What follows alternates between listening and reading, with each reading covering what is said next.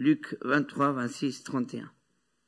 Pendant qu'ils l'emmenèrent, ils se saisirent d'un certain Simon de Cyrène, qui revenait des champs, et l'obligèrent à porter la croix derrière Jésus. Une foule de gens du peuple le suivait. Il y avait aussi beaucoup de femmes en larmes, qui se lamentaient à cause de lui.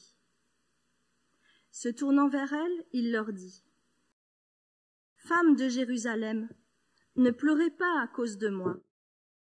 Pleurez plutôt à cause de vous-même et de vos enfants. Car sachez-le, des jours viennent où l'on dira : heureuses les femmes qui ne peuvent pas avoir d'enfants et celles qui n'en ont jamais eu et qui n'ont jamais allaité. Alors on se mettra à dire aux montagnes : tombez sur nous, et aux collines, recouvrez-nous. Car si l'on traite ainsi le bois vert, qu'adviendra-t-il du bois mort ? Si nous voulons prêcher la parole de Dieu et l'enseigner dans sa totalité, nous sommes dans l'obligation de passer par des passages bibliques qui ne sont pas commodes d'entendre. Cependant, il ne faudrait pas oublier que toute l'écriture est inspirée de Dieu et utile pour préparer l'homme et la femme de Dieu, et ainsi l'Église de Jésus-Christ. Face à quoi, toute parole que Dieu a voulu nous adresser au travers de sa parole relève d'une grande importance pour nous tous.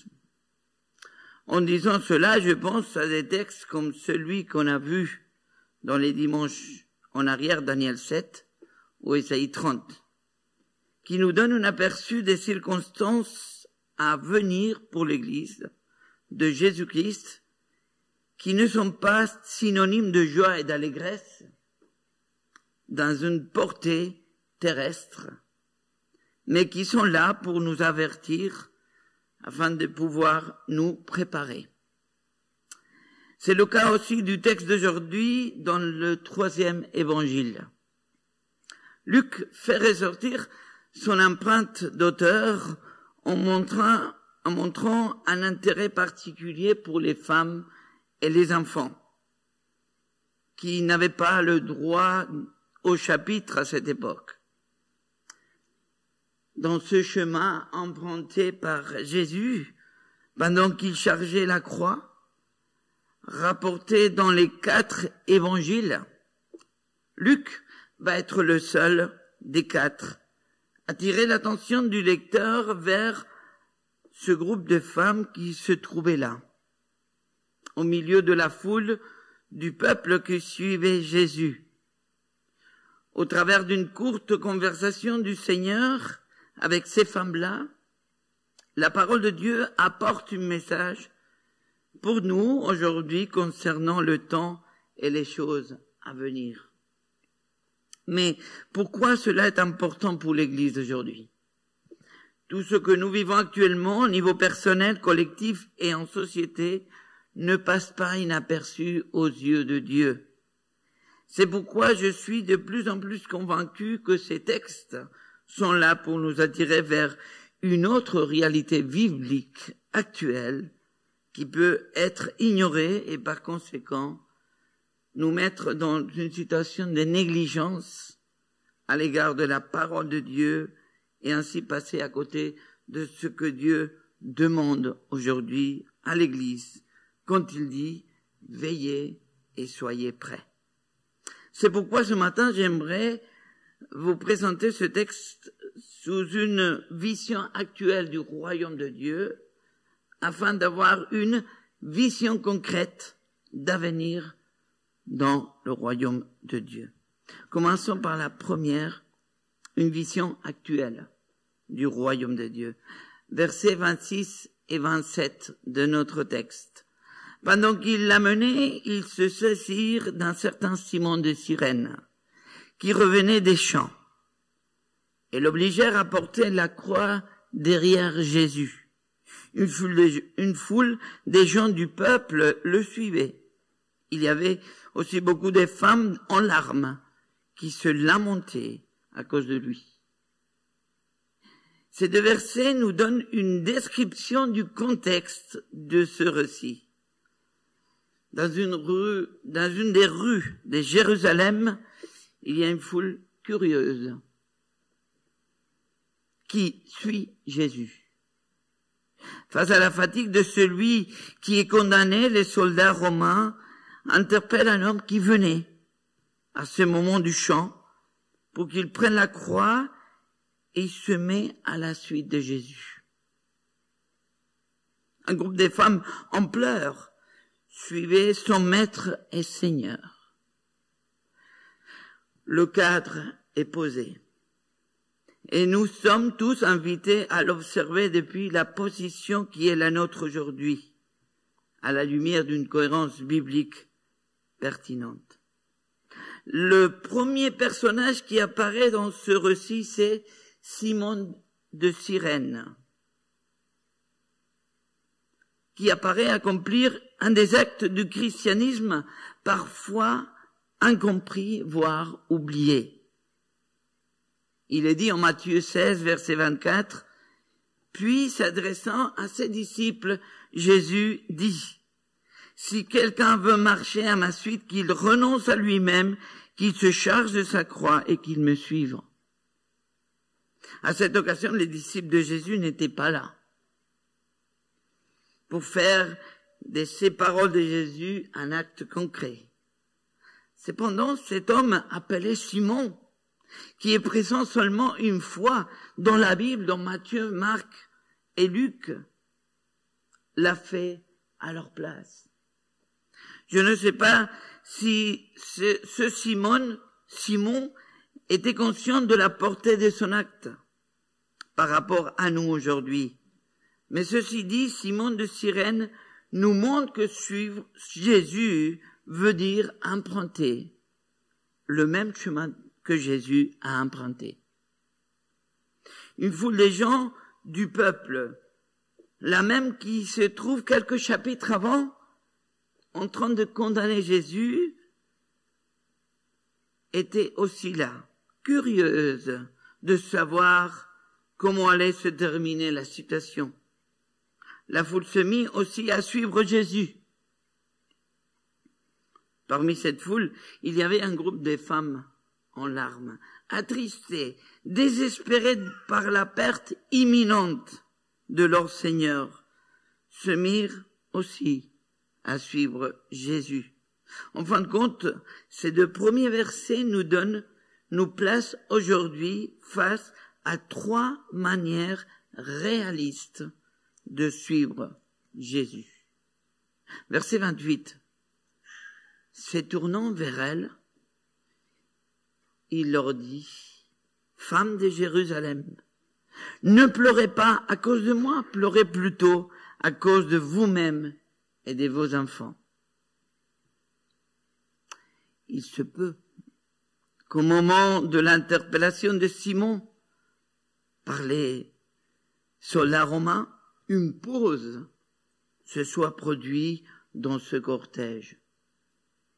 Moment dans lequel Jésus aurait pu prendre son souffle. Il aurait pu se reposer de toutes les maltraitances qu'il avait déjà suivies jusque-là. Mais au lieu de cela, se tournant vers elle, il leur dit, au lieu de prendre un peu de répit, Jésus parlera avec les femmes qui le suivent. Pourquoi? Étant donné le contexte de cette interpellation de Jésus, nous pourrions nous demander en quoi ces paroles de Jésus nous donnent une vision présente aujourd'hui du royaume de Dieu. Jésus s'adresse aux femmes par ce qu'on appelle une lamentation, une complainte. C'est-à-dire par une interpellation pour faire ressortir une opportunité ratée par rapport à la volonté de Dieu pour son peuple. Regardez ce que Dieu a voulu vous donner, mais malheureusement, vous avez passé à côté. Maintenant, je ne sais pas si nous saisissons le privilège que nous avons de lire ensemble ces complaintes ce matin. Le privilège de discerner la volonté de Dieu qui est le même hier, aujourd'hui et demain, comme il a été dit, en ayant l'opportunité d'avoir une vision actuelle et juste du royaume de Dieu. Nous avons le privilège d'étudier la Bible ensemble pour ne pas rater encore une fois ce que Dieu veut faire avec son Église d'aujourd'hui. L'évangile de Luc nous rapporte 3 complaintes, étant les paroles de Jésus adressées aux femmes la 3e complainte. Donc la première se trouve au chapitre 13 de Luc, au verset 34. Nous allons lire cette première complainte. « Ah, Jérusalem, Jérusalem, toi qui fais mourir les prophètes et qui tues à coups de pierre ceux que Dieu t'envoie, combien de fois j'ai voulu rassembler tes habitants auprès de moi, comme une poule rassemble ses poussins sous ses ailes. Mais vous ne l'avez pas voulu. » Dans la pensée de Luc, nous pouvons entrevoir une progression dans ces 3 complaintes. Au verset 34 du verset 13, se trouve la volonté claire de la part de Dieu de rassembler son peuple sous son aile. Cependant, la situation du texte d'aujourd'hui est que Jésus est en train d'emprunter le chemin vers la croix, suivi par un seul qui emprunte le même chemin et une foule curieuse et un groupe de femmes qui pleurent. Et en plus, hélas, les disciples du Seigneur ne sont pas là. Le peuple de Dieu n'a pas voulu se rassembler auprès du Père. C'est pourquoi, verset 35 encore du chapitre 13, eh bien, maintenant votre maison va être livrée à l'abandon. Oui, je vous le déclare dorénavant, vous ne me verrez plus jusqu'à ce que le temps soit arrivé où vous direz, béni soit celui qui vient au nom du Seigneur. La conséquence, c'est l'abandon. Autrement dit, l'absence de la présence de Dieu dans sa maison. Pour le peuple juif, le temple de Jérusalem. Une construction magnifique qui était le symbole de la gloire en Israël, mais un temple vide à cause du manque de fidélité vis-à-vis de la parole et la volonté de Dieu. Ce texte qui est devant nous cherche à nous interpeller, pas sur notre salut, lequel nous est acquis en Christ, et nous rassembler dans un même corps qui est l'Église, comme nous l'avons vu la dernière fois en Ésaïe 30. Aujourd'hui, nous sommes interpellés plutôt sur notre fidélité à Dieu et à sa parole, sa volonté pour nous, l'Église. La 10e complainte, nous la trouvons cette fois-ci au chapitre 19, à partir du verset 41. Quand il fut arrivé tout près de la ville, il l'embrassa d'un regard et pleura sur elle. « Ah, dit-il, si seulement tu avais compris, toi aussi, en ces jours, de quoi dépend ta paix. Mais hélas, à présent, tout cela est caché à tes yeux. Si seulement tu avais compris. » Nous avons ici le point névralgique des complaintes prononcées par Jésus, qui se met lui-même aussi à pleurer après un regard plein de tendresse sur la ville de Jérusalem. Cette 10e complainte apporte une ambivalence contextuelle de ce chapitre 19. Si vous pouvez le lire à la maison, ce chapitre Luc 19, au même moment que la foule de Jérusalem jubile d'allégresse. car il vient de proclamer Jésus roi à l'entrée de la ville. Au même moment, Jésus pleure en regardant la ville qui l'accueille. Où est-il le souci?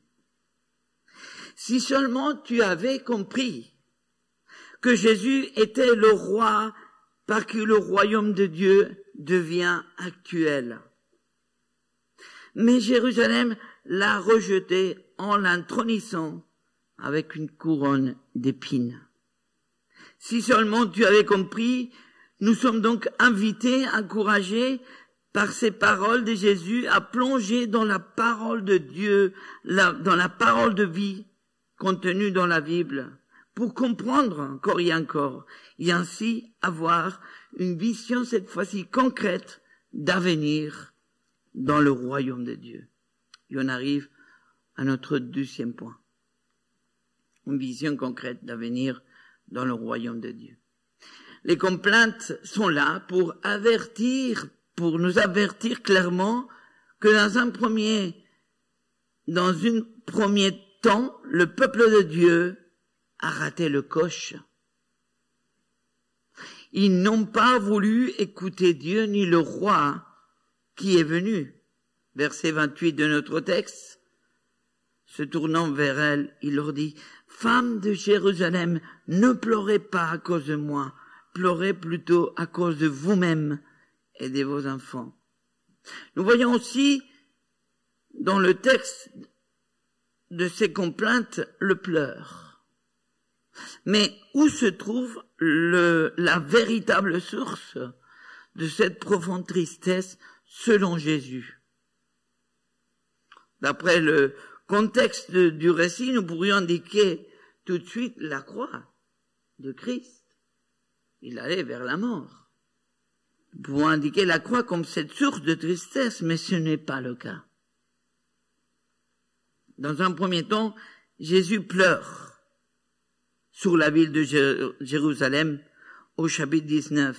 Au verset 43, « Des jours de malheur vont fondre sur toi. » Au verset 44, « Ils te détruiront complètement, toi et les habitants qui seront dans tes murs. » Et les femmes de Jérusalem, au chapitre 23, sont interpellées à ne pas pleurer pour Jésus, mais pleurer plutôt à cause de vous-même et de vos enfants.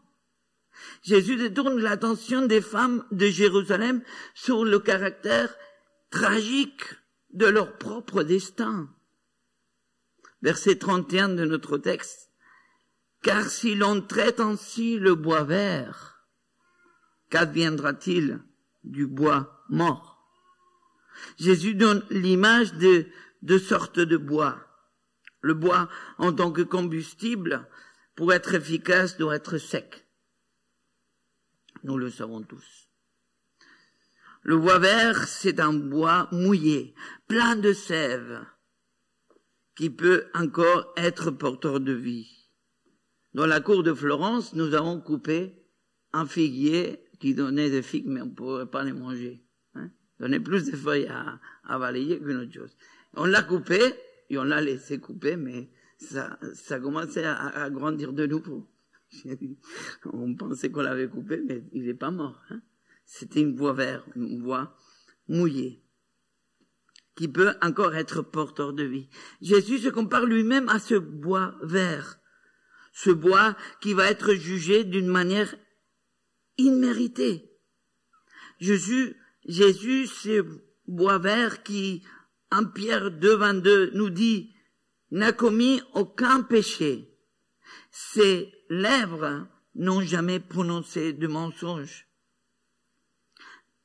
Il n'a pas été jugé à cause de ses propres péchés, parce qu'il n'avait pas péché.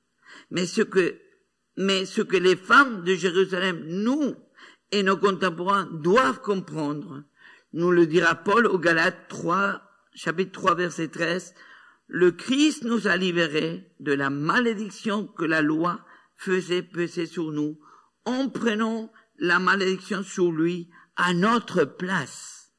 Il est en effet écrit, maudit et quiconque est pendu au gibet. » La croix de Christ a été une condamnation imméritée pour Jésus.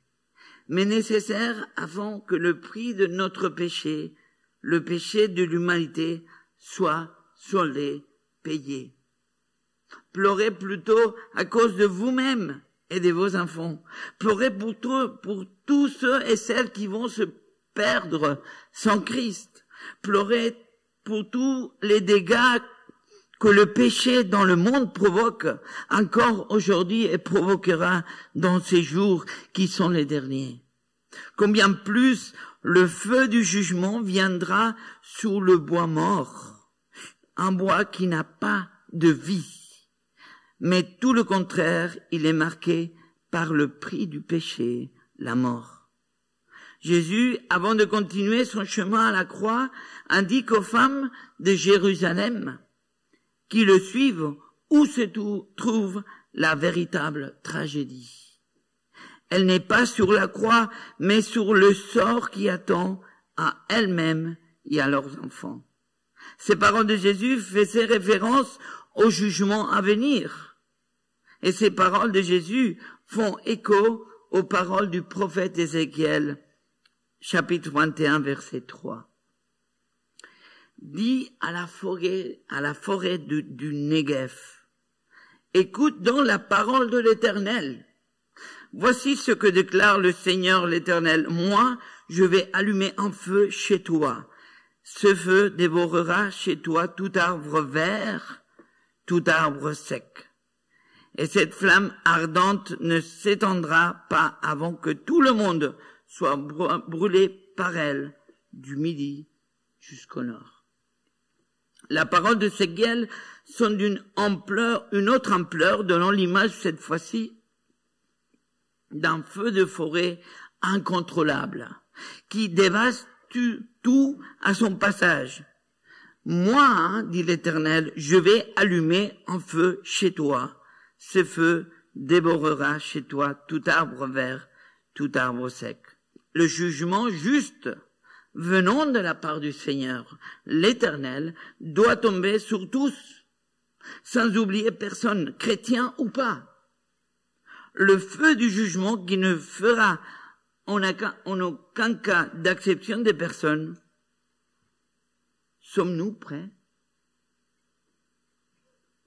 Nous sommes là face à la véritable source de tristesse et des larmes que les femmes de Jérusalem doivent comprendre, à la place de regarder la croix de Christ comme la fin d'une histoire, mais tout le contraire. Face à la réalité du jugement universel, comment l'Église, dans une vision concrète d'avenir dans le royaume de Dieu, avertira ses contemporains. Comment l'Église présentera la réalité de la croix de Christ aujourd'hui. Ce récit de Luc nous donne une autre compréhension de la croix qui ouvre pour tous ceux et celles qui s'approchent d'elle, une vision concrète d'avenir dans le royaume de Dieu. La croix n'est pas le sujet des complaintes, mais une réponse claire de la part de Dieu à celle-ci. Nous pouvons remarquer qu'il y a un point en commun à toutes les trois complaintes. Il s'agit de la ville de Jérusalem. Pourquoi cette ville? Jérusalem est une des villes la plus importantes dans les domaines religieux. Sa valeur de ville sainte est reconnue encore actuellement par les trois religions monothéistes, le judaïsme, le christianisme et l'islam. Cela devient plus intéressant encore quand nous regardons les origines anciennes du nom de cette ville, Jérusalem, que dans une traduction littérale de l'hébreu, nous pourrions dire fondation de Shalem, autrement dit, fondation de paix. Jésus pleure sur la ville de Jérusalem. Jésus interpelle les femmes de Jérusalem afin que cette ville et ses habitants puissent voir que la croix est une réponse claire à l'infidélité du peuple de Dieu et au refus de celui qui vient fonder la véritable paix à Jérusalem. La ville de Jérusalem a une portée théologique et biblique avec une ambivalence importante. La première, c'est que Jérusalem est le lieu de l'infidélité et la désobéissance. Et l'autre part, c'est que Jérusalem est le lieu d'élection, de la présence, de la protection et de la gloire divine. Mais ces deux portées théologiques, tellement différentes, ne décrivent pas aussi l'Église d'aujourd'hui. Lequel des deux portées donne une vision concrète d'avenir dans le royaume de Dieu? C'est l'apôtre Paul, s'adressant aux Galates, qui répondra en disant, verset 26, chapitre 4, verset 26, « Mais la Jérusalem d'en haut est libre. C'est elle qui est notre mère. » Ainsi que Jean, qui, dans sa révélation, lui a été donné de voir clairement la réponse à cette question, Apocalypse 21, verset 2. Je vis la ville sainte, la nouvelle Jérusalem descendre du ciel, d'après de Dieu, belle comme une mariée qui s'est parée pour son époux. La croix de Christ, réponse claire au refus et à la désobéissance de l'humanité de la part de Dieu, est aussi la porte ouverte à la Jérusalem d'en haut, lieu d'élection, de la présence, de la protection et de la gloire divine dans l'avenir éternel. On arrive à la conclusion. Au moment de la première complainte, nous avons lu, verset 35, tu l'as, Jésus dira à la fin, « Dorénavant, vous ne me verrez plus jusqu'à ce que le temps soit arrivé où vous direz, béni soit celui qui vient au nom du Seigneur. » Ça vous rappelle quelque chose, cette dernière phrase. Ces paroles seront entendues quelques jours avant, aux portes de la ville de Jérusalem, pour acclamer Jésus comme roi. Cependant, ces mêmes paroles peuvent encore nous amener vers une attente véritable, dans une vision concrète d'avenir dans le royaume de Dieu. Cependant, cela va dépendre de nous, de la manière comment nous allons suivre Jésus. Nous pourrons le suivre comme cette foule du peuple de Jérusalem qui était là, curieuse de voir, de savoir. Peut-être que nous venons à l'église, le corps de Christ, pour savoir et voir comment ça se passe. Si cela nous convient ou pas. Si c'est à notre goût ou pas. Nous pourrons aussi suivre Jésus comme ce groupe de femmes de Jérusalem qui pleurent à cause d'une perte réelle. C'était bien ce qu'il faisait, ce qu'il disait, mais il n'est plus là. Maintenant, il faut se débrouiller.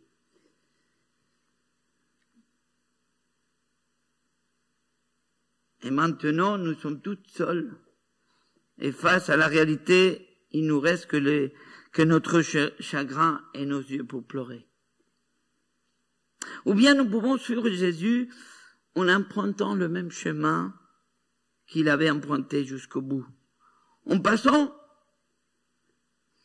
la Bible le dit comme ça, par la souffrance, l'injustice, la persécution, le discrédit, en passant par le juste jugement de Dieu, conscient que le prix du péché de ceux et celles qui ont donné sa vie à Jésus, qui sont prêts à prendre leur croix et à suivre Jésus jusqu'au bout, leur péché a été soldé par la mort de Christ, qui s'est fait pécher à notre place.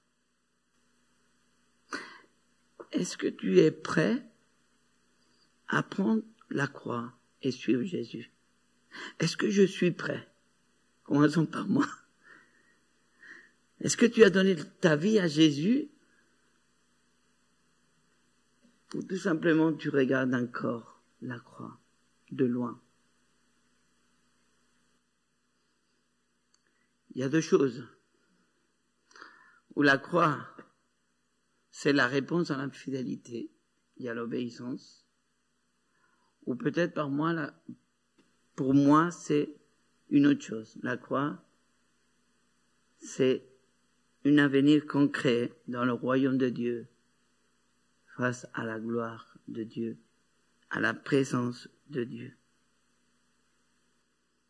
Et tout cela par amour au nom de notre Dieu et selon son plan de salut. Tout cela en ayant une vision concrète d'avenir dans le royaume de Dieu, dans lequel nous, l'Église bien-aimée de Dieu, dira un jour encore aux portes de Jérusalem d'en haut, béni soit celui qui vient au nom du Seigneur. Amen. Je vous invite à la prière. Seigneur, j'aimerais que tous ici, nous puissions dire un jour ensemble, béni soit celui qui vient au nom du Seigneur. Tu nous connais chacun en particulier. Tu connais nos pensées tout de suite maintenant, nos cœurs. Seigneur, aide-nous à regarder ta croix et à prendre une décision dans nos vies. Nous savons que on va passer par ce jugement qui nous attend tous. Mais nous savons que nous sommes sauvés. Nous le savons si nous avons donné notre vie à Jésus, à notre Seigneur et Sauveur. Je te prie pour ceux et celles qui ne l'ont pas fait encore, afin que, par ton amour, par ta tendresse, ils puissent venir à toi, s'attacher à cette croix,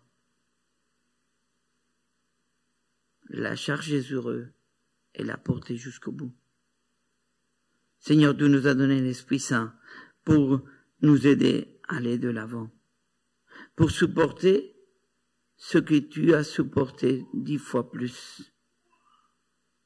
Seigneur, c'est vrai que nous aimerions avoir une vie tranquille, mais tu nous appelles à te suivre jusqu'au bout. Et c'est pas une vie tranquille que tu as eue.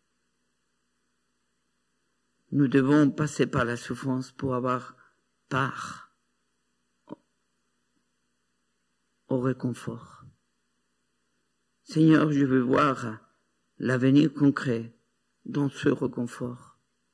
C'est pourquoi je te demande de m'aider à passer par la souffrance selon ton plan, en sachant que Jésus-Christ a tout payé à ma place. Au nom de ton Fils Jésus. Amen.